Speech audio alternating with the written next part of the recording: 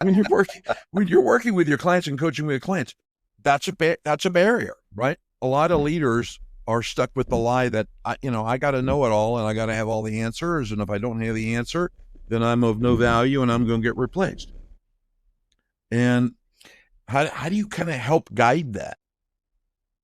Yeah, I think for me, I work with a lot of owner founders, Mm-hmm. and especially I specialize in the behavioral health space.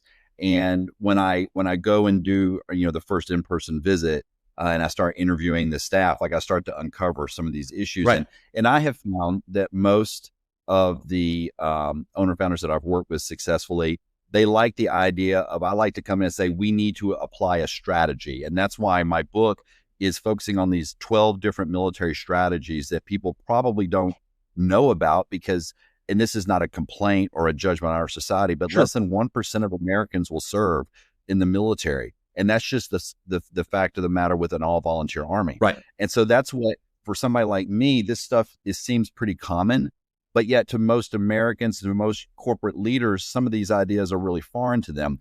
And so that's why I think that some of the companies that bring me in, they've been stuck in the tactics. They're jumping from tactic to tactic to tactic, Right. and they're wondering why they're not getting traction.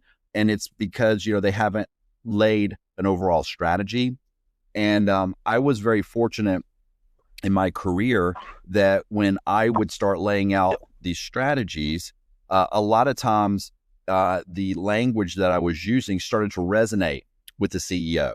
It started to resonate with the CFO. Right. And so there was some trust that was being built. And so that's part of what I try to lay out for the young leader who's trying to figure out how can they start developing those relationships with the C-suite or with their private equity sponsors. Right.